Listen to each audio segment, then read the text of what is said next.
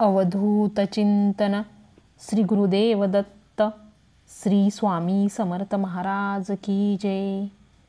आजच्या व्हिडिओमध्ये तुमचं खूप खूप मनापासून स्वागत। आज आहे सोमवार, आज आहे सोमवती अमावस्या। ही अमावस्या सगळ्यात मोठी अमावस्या मानली गेलेली आहे।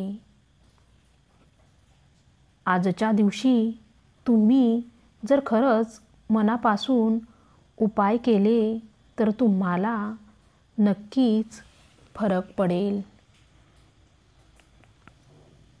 सोमवती अमावस्येला पिंपळाच्या झाडाखाली तेलाचा दिवा लावल्याने शुभ असते। दिव्यात लवंग टाकावी आणि पिंपळाची प्रदक्षिणा करताना ओम नमो भगवते वासुदेवाय या मंत्राचा जप करावा। त्यामुळे पितृदोष दूर होतो।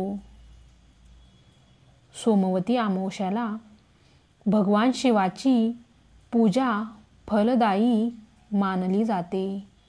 शिवलिंगाला बेलपत्र, दूध, दही अर्पण करून ओम नमः शिवाय, ओम नमः शिवाय या मंत्राचा तुम्ही जप करा। अमावस्या दिवशी कुत्र्याला पोळी खायला द्या। कुत्र्याला पोळी खाऊ घालणे हे खूप शुभ मानले जाते। असे मानले जाते की या दिवशी काळ्या कुत्र्याला पोळी खाऊ घातल्याने रोग दूर होतात आणि जीवनातील अनेक संकटे नाहीशी होतात। अमावस्येच्या दिवशी माशांना पिठाचे गोळे खायला द्या। या दिवशी नदी किंवा तलावातील माशांना पिठाचे गोळे खाऊ घालणे शुभ मानले जाते।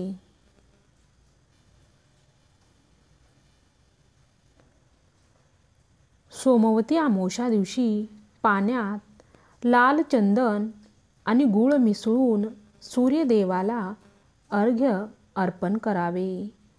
यानंतर तुळशीवर पाणी शिंपडावे।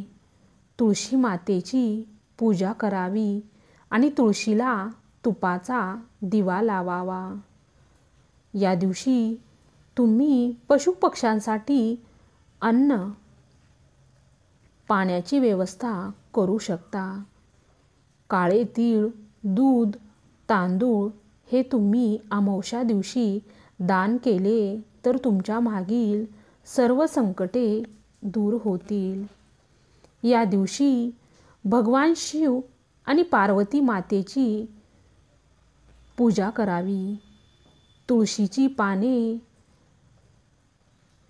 नारळ, केतकीचे फूल भगवान शिव आणि पार्वतींना अर्पण करावे।